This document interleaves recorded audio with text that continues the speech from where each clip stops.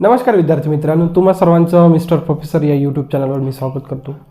Last लेक्चरमध्ये आपण dimensions भरपूर साऱ्या फिजिकल क्वांटिटीजचे आपण डायमेन्शन्स फाइंड आउट करण्याचा प्रयत्न केला. याही लेक्चरमध्ये काही फिजिकल क्वांटिटीचे डायमेन्शन्स फाइंड आउट करण्याचा प्रयत्न करू. आणि जे काही कॉन्स्टंट्स आहे फिजिक्समध्ये, असे खूप सारे कॉन्स्टंट्स आहे की ज्यांचे आपल्याला डायमेन्शन्स फाइंड आउट करता येते. आणि आपण बघा पहिल्या लेक्चरमध्ये I think supplementary physical quantities शिकलो. आणि तिथे मी तुम्हाला लिहूनही दिलं की सप्लिमेंटरी फिजिकल क्वांटिटीजला युनिट असते. जसे की पहिली supplementary physical quantity angle, arc length divided by radius, ठीक आहे, dimensionless but unit is radian. Second solid angle, ठीक आहे ना, म्हणजे area subtended by that angle divided by रेडियसचा स्क्वेअर इक्वल्स टू काय होतं, हे फॉर्म्युला होता, ठीक आहे, डायमेन्शनलेस होती. परंतु is a unit of the T radian. याही फिजिकल क्वांटिटीचं बघू आणि अशा काही फिजिकल क्वांटिटीज बघू की ज्यांना ना डायमेन्शन्स आहे ना युनिट्स आहे. ठीक आहे, बघा आपण स्टेप बाय स्टेप एक एक गोष्टी करण्याचा प्रयत्न करू. अतिशय इंटरेस्टिंग, ठीक आहे, अतिशय इंटरेस्टिंग आहे. ज्यांना ज्यांना गोष्टी अशा थोड्या थोडा कळत चालला ऑटोमॅटिकली तुम्हाला इंटरेस्ट येतो. आणि स्पेशली हे जे काही मी व्हिडिओज बनवत आहो, ज्यांनी नुकतीच 10वीचे एक्झाम दिलेले आहे, एक्झाम देऊन क्लिअर कट आहे की नाही, भरपूर मुलांना माहिती राहतं की आपण पास होणार आहे म्हणजे होणार आहे. आणि ज्यांचं एम ठरलेलं आहे की आपल्याला यानंतर महाराष्ट्र CET करायचं आहे, आणि आपल्याला इंजिनिअरिंगसाठी म्हणा किंवा कुठे जायचं आहे, तुम्हाला इंजिनिअरिंगसाठी जायचं असो की PCB ग्रुपसाठी जायचं असो, फिजिक्स कंपल्सरी आहे. ठीक आहे, लेट्स इट. बघा आता बघा एक एक फिजिकल क्वांटिटी घेण्याचा प्रयत्न करू. पहिल्यांदा घेऊ आपण फ्रिक्वेन्सी. ठीक आहे, लिनियर फ्रिक्वेन्सी घेत आहे. Linear frequency is denoted by F. ठीक आहे, आणि लिनियर फ्रिक्वेन्सीचा फॉर्म्युला आहे F equals to 1 divided by time period. T म्हणजे काय हो, टाईम पिरियड. आता टाईम पिरियड कशामध्ये मोजतो आपण, सेकंडमध्ये. ठीक आहे, म्हणजे याचं डायमेन्शन फाइंड आउट करणं खूप काही मोठी गोष्ट नाही आहे. बघा आता समजा 1 याचं डायमेन्शन फाइंड आउट करणं खूप काही मोठी गोष्टच नाही आहे. बघा टाईम पिरियड कशामध्ये मोजतो, सेकंड. ठीक आहे, 1 अपॉन आपण जो काही टाईम आहे, टाईमचा जो काही सिम्बॉल यूज केला फंडामेंटल क्वांटिटीसाठी, आपण काय यूज केला, कॅपिटल T याचा पॉवर 1. ठीक आहे, चला दिस इक्वल्स टू बघा आता वर घेऊन जा, T पॉवर 1 जर वर शिफ्ट झाला T पॉवर -1. या फॉर्म्युल्यामध्ये कुठेही तुम्हाला मासचा इश्यू दिसतो का, नाही. मग मास किती आहे, 0. लेंथ आहे का, नाही. ज्या काही फिजिकल क्वांटिटीज अवेलेबल नाही आहे त्या फिजिकल क्वांटिटीचे सरळ सरळ आपण सिम्बॉल यूज करत आहोत आणि त्यांच्या डोक्यावर आपण काय चढून राहिलो, पॉवर, जो काही 0 पॉवर आहे. 0 पॉवर याचा अर्थ ती फंडामेंटल फिजिकल क्वांटिटी या फॉर्म्युल्यामध्ये इन्क्लूड नाही, असंच मिनिंग राहणार ना. 0 पॉवर याचा अर्थ काय, जी काही फंडामेंटल क्वांटिटी आहे, जो काही सिम्बॉल यूज करत आहे ती इथे इन्क्लूड नाही. फ्रिक्वेन्सीमध्ये, लिनियर फ्रिक्वेन्सीमध्ये कुठेच मास आणि तुम्हाला लेंथचा दिसलेला इश्यूज नाही, त्या फॉर्म्युलामध्ये दोघांचा इश्यू नाही, म्हणजे पॉवर 0. ठीक आहे, बघा त्यानंतर नेक्स्ट घेऊया आपण अँग्युलर फ्रिक्वेन्सी. ठीक आहे, बघा अतिशय इंटरेस्टिंग, फिजिक्स हा विषयच अतिशय इंटरेस्टिंग आहे, फक्त तो समजला पाहिजे. बघा अँग्युलर फ्रिक्वेन्सीचा फॉर्म्युला बघा, angular frequency is denoted by omega and omega equals to आपल्याकडे फॉर्म्युला आहे 2π टाइम्स ऑफ लिनियर फ्रिक्वेन्सी. आता 2π कॉन्स्टंट झाला, कॉन्स्टंट आणि डायमेन्शनची काही घेणं देणं आहे का. जसं आपण लास्ट लेक्चरमध्ये कायनेटिक एनर्जीचा आपण डायमेन्शन फाइंड आउट केला. कायनेटिक एनर्जीचा फॉर्म्युला हाफ mv². जो काय हाफ आहे तो कॉन्स्टंट आहे. कॉन्स्टंट आणि डायमेन्शनचं काही घेणं नाही. कॉन्स्टंटला टोटली निग्लेक्ट करायचं, म्हणजे लिनियर फ्रिक्वेन्सी टोटली कशावर डिपेंड झाली, फ्रिक्वेन्सीवर. अँग्युलर फ्रिक्वेन्सी कशावर डिपेंड झाली, टोटली लिनियर फ्रिक्वेन्सी. आणि लिनियर फ्रिक्वेन्सीचं डायमेन्शन काय तेच, मग तेच डायमेन्शन कशाचं राहणार, अँग्युलर फ्रिक्वेन्सी. बिलकुल. Therefore dimension for angular frequency T power -1 M power 0 L power 0. याच्या लक्षात असे इझिली तुम्ही म्हणजे गोष्टी फाइंड आउट करू शकता. ठीक आहे, बघा मोडून इथे लिहून टाकू याचं डायमेन्शन, म्हणजे इकडला आपल्याला एरिया कव्हर करता येणार M0 L0. ठीक आहे, डायमेन्शनसाठी. चला त्यानंतर थर्ड घेऊ. बघा भरपूर सारे, आता काय घेऊ आपण टॉर्क घेऊ. टॉर्क. टॉर्क म्हणजे फोर्स इनटू डिस्टन्स. ठीक आहे, आता तुम्हाला मी सांगितलं आहे फोर्सचा जनरल लक्षात ठेवायचं.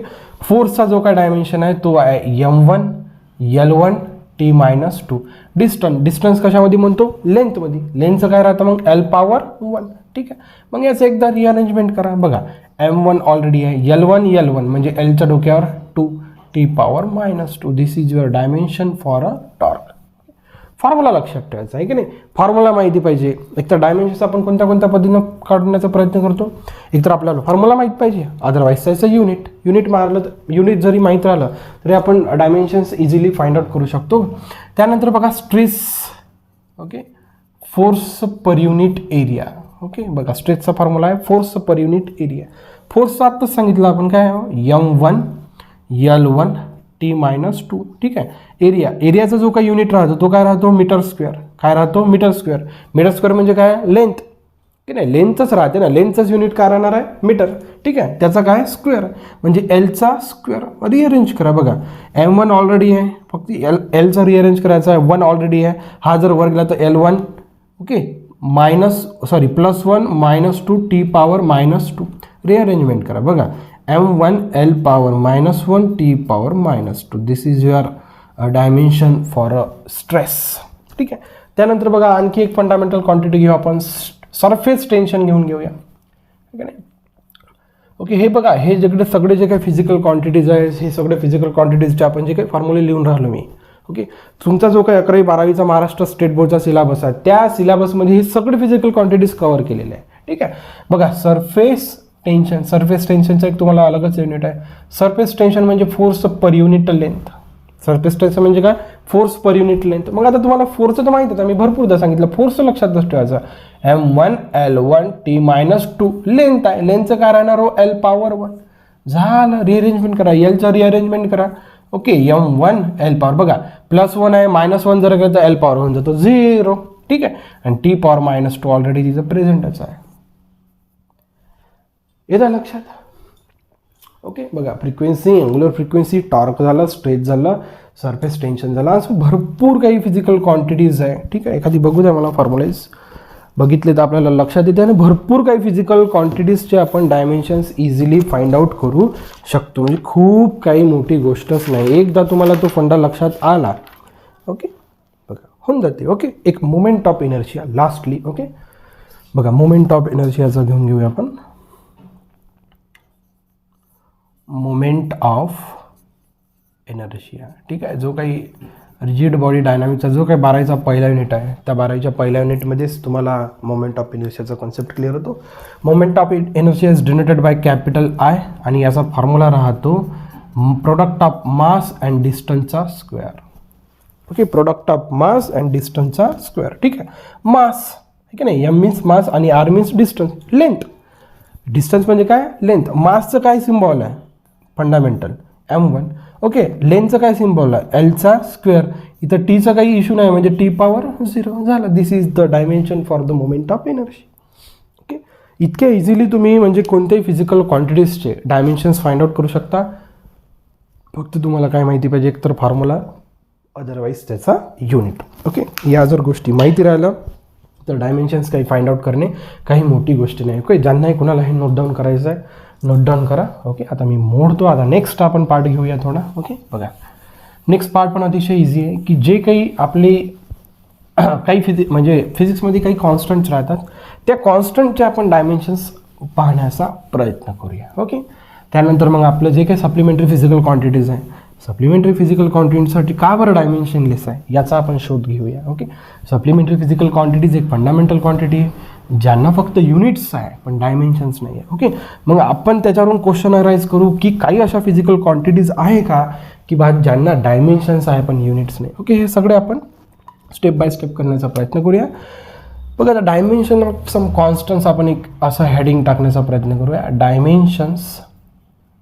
Dimensions of some constants.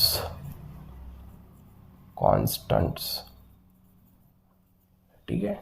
बघा, डायमेन्शन्स ऑफ सम कॉन्स्टंट्स. बघा, पहिला आपण कॉन्स्टंट घेऊ तो युनिव्हर्सल ग्रॅव्हिटेशनल कॉन्स्टंट. ओके, आपल्याला 11वीत एक चॅप्टरच आहे ग्रॅव्हिटेशन. ओके, तिथेच तुम्हाला या गोष्टी माहीत पडते. बघा, युनिव्हर्सल ग्रॅव्हिटेशनल कॉन्स्टंट. ओके, जो काही न्यूटनचा formula F = universal gravitational constant G, कारण की तो फॉर्म्युला असा आहे की F is directly proportional to the product of masses. Okay, and divided by square of डिस्टन्सचा स्क्वेअर. ओके, म्हणजे जो काही इथं तुम्हाला हे माहीतच आहे, तुम्ही भरपूरदा झालं आहे. ओके, 2 मासेस आहे. ओके, M1 आणि M2 या 2 मासमधलं डिस्टन्स आहे R. ठीक आहे, जो काही फॉर्म्युला, मग या दोन मासेसमध्ये जो काही फोर्स आहे, ओके, जो काही फोर्स आहे तो काय होतो, product of masses and divided by square of distance in between them. मग ही जर प्रोपोर्शनली साईन काढली तर इथे येतो constant G, okay, m1 m2 divided by R square as it is राहते. तर या कॉन्स्टंटला म्हणायचं आपण युनिव्हर्सल ग्रॅव्हिटेशनल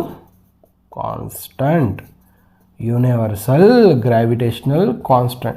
तर हा जो काही युनिव्हर्सल ग्रॅव्हिटेशनल कॉन्स्टंट आहे याचा आपल्याला काय फाइंड आउट करायचं आहे, काय फाइंड आउट करायचं आहे, डायमेन्शन. बघा खूप इझी आहे, खूप आहे. बघा ज्या गोष्टीचं आपल्याला डायमेन्शन फाइंड आउट करायचं आहे ती एका साईडला ठेवायची आणि बाकी सगळे फिजिकल क्वांटिटीज एका साईडला ठेवायचं. ठीक आहे. बघा आपल्याला आता याचं आपल्याला युनिव्हर्सल ग्रॅव्हिटेशनल कॉन्स्टंटचं आपल्याला काय करायचं आहे, डायमेन्शन फाइंड आउट करायचं आहे. तर हा जो काही फिजिकल क्वांटिटीज आहे बाकी सगळे फिजिकल क्वांटिटीज मी शिफ्ट करतो. बघा एफच्या जवळ मी आर स्क्वेअरला नेतो. बघा आर स्क्वेअर इकडे शिफ्ट झाला, ओके, आर स्क्वेअर इकडे शिफ्ट झाला आणि m1 m2 यांच्या खाली शिफ्ट होणार, okay, divided by m1 m2 equals to काय शिल्लक राहिलं, युनिव्हर्सल ग्रॅव्हिटेशनल कॉन्स्टंट. याला आपण असंही लिहू शकतो इझिली, जे equals to F into R square divided by m1 into m2.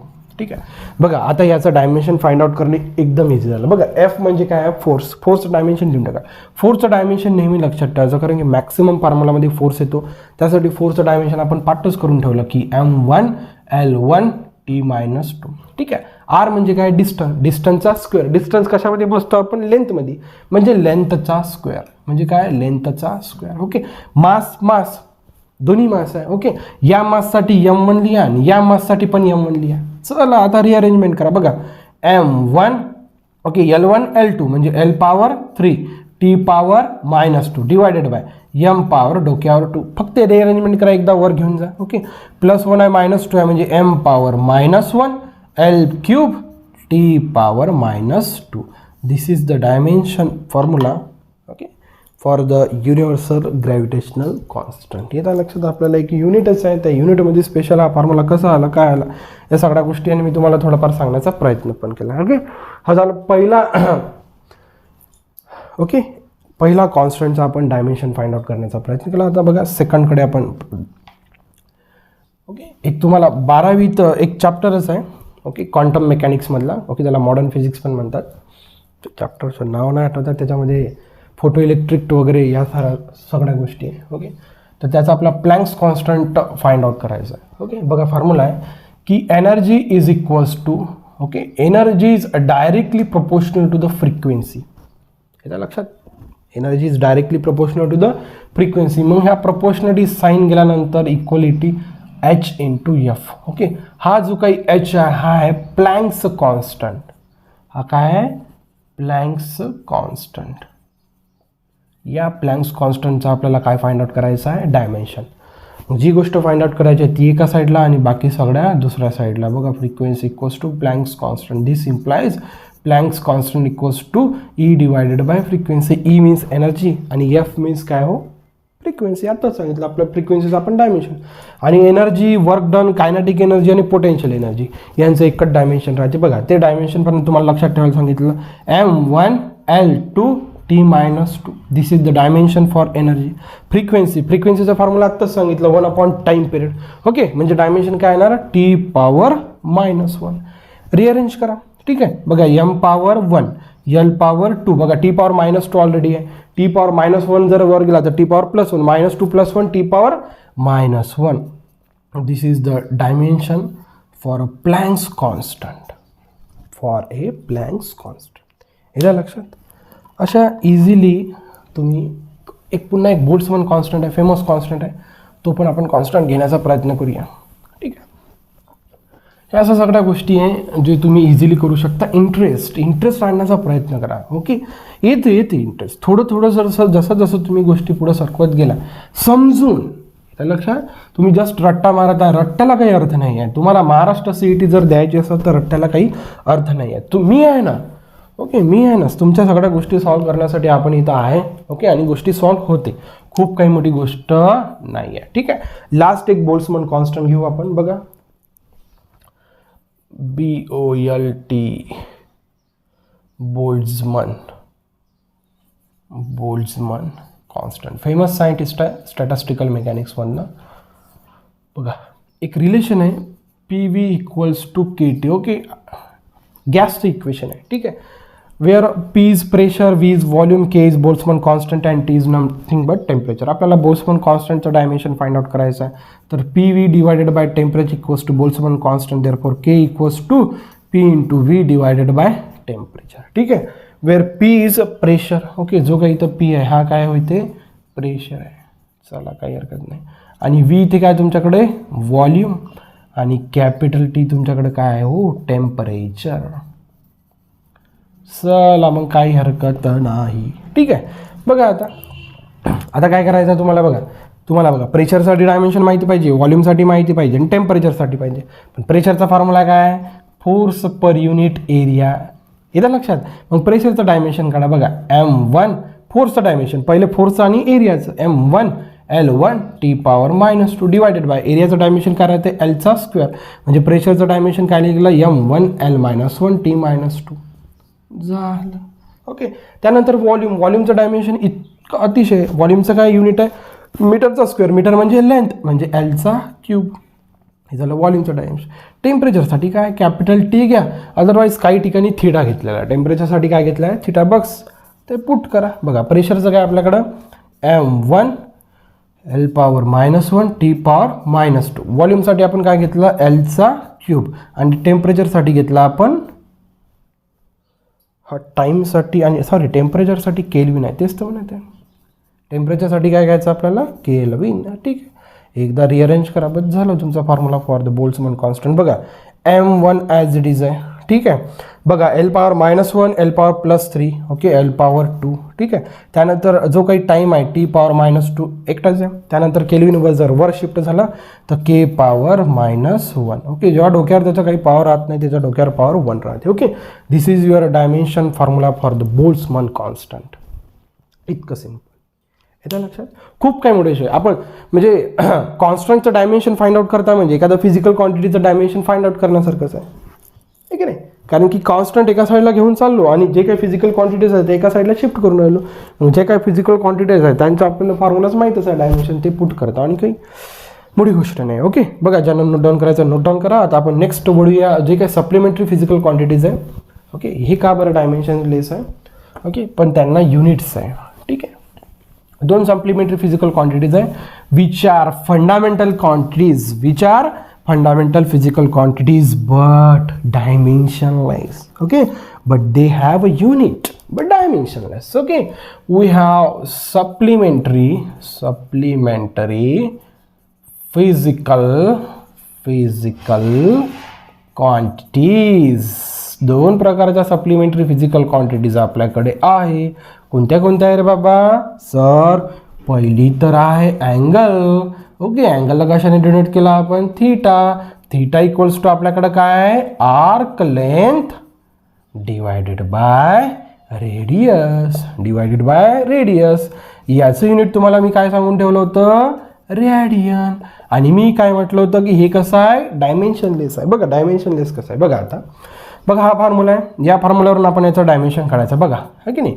हे असं होतं ना, असा एक सर्कल घेतला होता आपण. ठीक आहे, असं ठीक आहे. हा झाला सेंट्रल, हा झाला रेडियस आणि हे दोन पॉईंट कन्सिडर केले होते ए आणि बी. आणि ए बी पॉईंटला आपण जॉईन केल्यानंतर हे काय तयार झालं होतं आपल्याला आर्क लेंथ. ठीक आहे, arc length divided by radius हा होता आपला फॉर्म्युला. ओके, हा थिटा जो काय आर्क लेंथ जो काय अँगल सबटेंड केला तो angle theta equals to arc length divided by radius. Okay, length कशाची पण लेंथला आर्कची लाव कशाची राहते काय लेंथ आहे. ओके, लेंथचं मग डायमेन्शन काय. ओके, लेंथचा जो काही लेंथ एक फंडामेंटल क्वांटिटी झाली. फंडामेंटल क्वांटिटीचा सिम्बॉल काय डायमेन्शनमध्ये यूज करतो आपण L पॉवर 1. काही प्रॉब्लेम नाही. त्याच्यानंतर काय रेडियस कशात मेजर करतो आपण लेंथमध्ये. मग त्याचं पण काय राहणार डायमेन्शन L पॉवर 1. मग इथं काय शिल्लक राहिलं L power 1 L power minus म्हणजे L पॉवर 0. ओके, या पूर्ण फॉर्म्युलामध्ये मासचा कुठे इश्यू आहे का नाही. मग मासचा पॉवर किती लिहितो आपण 0. टाईमचा काही इश्यू आहे का नाही.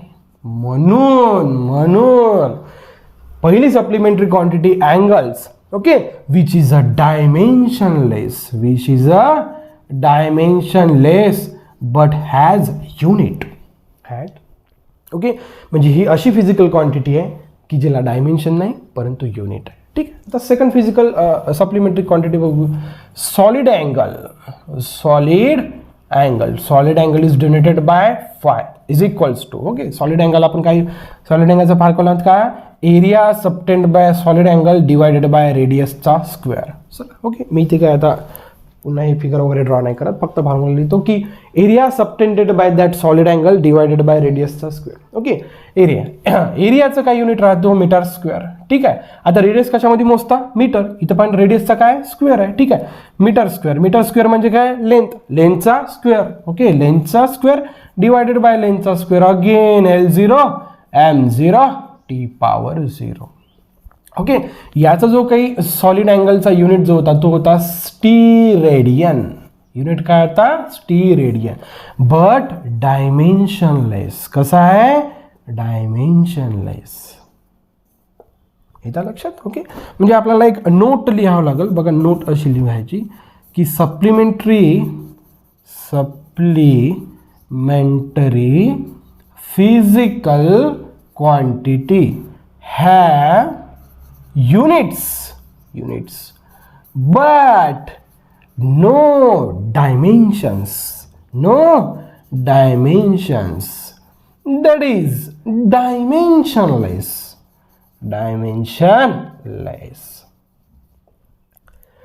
इथं लक्षात, सप्लिमेंटरी फिजिकल क्वांटिटीज अशा फंडामेंटल क्वांटिटीज आहे किंवा अशा फिजिकल क्वांटिटीज आहे की ज्यांना सर डायमेन्शन तर नसते पण युनिट असते. ओके, मग याच्यावरून बघा आपण एक कॉन्ट्रोवर्सी आपण तयार करू शकतो की मग सर अशा फिजिकल क्वांटिटीज आहे का ज्यांना डायमेन्शन आहे पण युनिट नाही आहे. बघा, ज्यांना नोट डाऊन करायचं ते नोट डाऊन करा. बघा, आपण पुन्हा एक क्वेश्चन राईज केला. बघा, आपला एक क्युरियोसिटी प्रकारचा आपला मेंदू असतो. ओके, जो नेहमी क्युरियस असतो. बघा, हे जे काही नोट डाऊन करून दिलं होतं की सप्लिमेंटरी फिजिकल क्वांटिटीज, ओके, अशा फिजिकल क्वांटिटीज आहे ज्यांना युनिट्स आहे परंतु डायमेन्शन्स नाही. मग आपला क्युरियस बुद्धीनं पुन्हा एक क्वेश्चन राईज केला की सर अशा काही फिजिकल क्वांटिटीज आहे का किंवा ज्यांना डायमेन्शन आहे परंतु युनिट नाही आहे, असं पॉसिबल आहे का. बघा, sir is there any physical quantities, is there any physical quantities having dimensions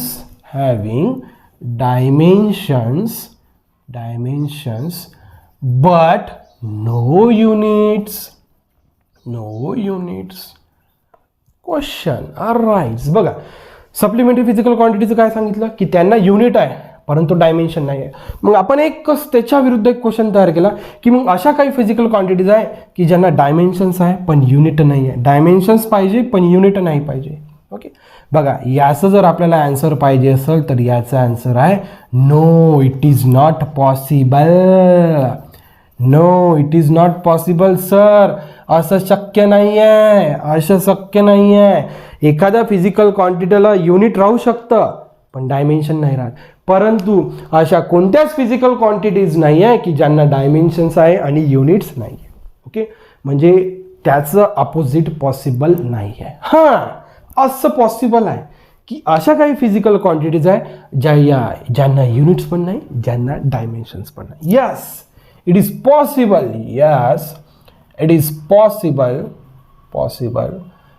Okay, it is possible. Some physical quantities, okay, have no units and no dimensions. हे तर लक्षात, नो युनिट्स नो डायमेन्शन असं possible आहे परंतु असं possible नाही. Okay, possibility बघा, लक्षात घ्या. सप्लिमेंटरी फिजिकल क्वांटिटीजमध्ये बघा, युनिट्स होते, डायमेन्शन्स नव्हते. मग आपण एक क्वेश्चन राईज केला की सर अशा काही फिजिकल क्वांटिटीज आहे का ज्यांना फक्त डायमेन्शन आहे आणि युनिट नाही आहे. No, it is not possible. Okay, मग आपण परत एक क्वेश्चन राईज केला की सर मग असं पॉसिबल आहे का की ज्या फिजिकल क्वांटिटीजला डायमेन्शन पण नाही, युनिट पण नाही. Yes, it is possible. बघा, आपण एक एक्झाम्पल घेण्याचा प्रयत्न करून घेऊया. बघा, पहिला आहे refractive index. Okay, refractive index is denoted by mu. Okay, and mu चा फॉर्म्युला आहे c divided by v. Okay, where c is nothing but a speed of light in vacuum. Okay, in space or vacuum, and capital V is nothing but speed of light in medium. ठीक आहे. बघा आता सर्वप्रथम आपण unit check करू. Okay, बघा speed of light. Okay, स्पीडचं unit काय राहते हो? ओके, म्हणजे वेलॉसिटीचं युनिट काय राहते? Metre per second divided by, पुन्हा वेलॉसिटीचं युनिट काय राहते? Metre per second. Metre per second get cancel. Okay, मग जी काय फिजिकल क्वांटिटीज आहे याला काय आहे? No unit. या फिजिकल क्वांटिटीला युनिट आहे का? नाही, कारण की या फिजिकल क्वांटिटीचा फॉर्म्युला असा आहे की वर पण वेलॉसिटी खाली. मग कशाची पण राव, स्पेसमध्ये वेलॉसिटी राहू की मीडियममध्ये वेलॉसिटी, आपल्याला त्याच्याशी काही घेणं नाही. वेलॉसिटी आहे ना, वेलॉसिटीचं युनिट काय राहते? असं थोडी आहे की स्पेसमध्ये वेलॉसिटी आहे म्हणजे तिचं युनिट अलग आहे आणि मीडियममध्ये वेलॉसिटी आहे म्हणजे तिचं युनिट नाही. स्पेसमध्ये जा, मीडियममध्ये जा, वेलॉसिटीचं युनिट मीटर पर सेकंद राहणार म्हणजे राहणार. ओके, मग स्पेसमध्ये गेल्यावर आपण युनिट लिहिलं मीटर पर सेकंद, मीडियममध्ये आल्यावर लिहिलं मीटर पर सेकंद. म्हणजे या रिफ्रॅक्टिव्ह इंडेक्स जो काही फिजिकल क्वांटिटी आहे तिला युनिट नाही आहे. ओके, नेक्स्ट आपण हिचं काय चेक करणार आहोत? ओके, नेक्स्ट हिचं आपण काय चेक करणार आहोत? बघा, ज्यांना नोट डाऊन करायचं आहे त्यांनी नोट डाऊन करत जाय. प्रत्येक वाक्य महत्त्वाचे मी तर लिहून तुम्हाला देत आहे. पाहता नेक्स्ट आपण काय चेक करूया की ह्या जो काही रिफ्रॅक्टिव्ह इंडेक्स आहे याचा डायमेन्शन चेक करूया. बघा, रिफ्रॅक्टिव्ह इंडेक्सचा फॉर्म्युला आहे c डिवायडेड बाय v. ठीक आहे, वेलॉसिटी. ओके, वेलॉसिटी म्हणजे काय हो? डिस्प्लेसमेंट पर युनिट टाइम किंवा मीटर पर सेकंड. काय? Metre per second. ठीक आहे, मीटर कशाचं युनिट राहते? लेंथचा. ठीक आहे, डिवायडेड बाय काय आपल्याकडं? टाइम, म्हणजे t power 1. Okay, divided bye L1 t power 1. ठीक आहे, म्हणजे काय ॲडजस्ट होते? L1 t power -1. मासचं काही घेणं नाही म्हणजे n पॉवर 0. इथे पण काय होते? L1 t power -1 m power 0. Dimension सरळ काय झाले? कॅन्सल झाले. म्हणून refractive index has no dimensions. येतं लक्षात? ओके, बघा अशा प्रकारे जर तुम्ही प्रयत्न केला तर खूप काही मोठी गोष्ट नाही. आणखी एक फिजिकल क्वांटिटी घेऊ की जिला युनिट पण नाही आणि जिला डायमेन्शन पण नाही. बघा, लास्ट एक्झाम्पल घेऊया, then we will stop here. Okay, next व्हिडिओमध्ये आपण जे काही डायमेन्शन्स अँड डायमेन्शन ॲनालिसिस शिकलो, आपण डायमेन्शनच शिकलो. डायमेन्शन ॲनालिसिसवरून आता आपल्याला ॲप्लिकेशनवर जायचं आहे. बघा, एक सेकंड फिजिकल क्वांटिटी घेऊ आपण, स्ट्रेन. ठीक आहे, स्ट्रेन. ठीक आहे, स्ट्रेनचा फॉर्म्युला आहे change in length divided by original length. स्ट्रेनचा फॉर्म्युला आहे. ठीक आहे, आता बघा लेंथ कशामध्ये मेजर करतो आपण? मीटरमध्ये. मग चेंज इन लेंथ राहो की ओरिजिनल लेंथ राहो, कशामध्ये मेजर करतो आपण? मीटर. कोणती लेंथ राहो? चेंज इन लेंथ राहो की लेंथ राहो, कशामध्ये मेजर करतो? मीटर. Metre get cancel. म्हणजे strain has no unit. Okay, आता डायमेन्शनचं बघा, मीटर म्हणजे काय? लेंथ. याचं डायमेन्शन काय ते? L1 m power 0 t power 0. खालचं dimension L1 m power 0 t power 0 get cancel. म्हणजे strain is dimensionless. Strain is dimensionless.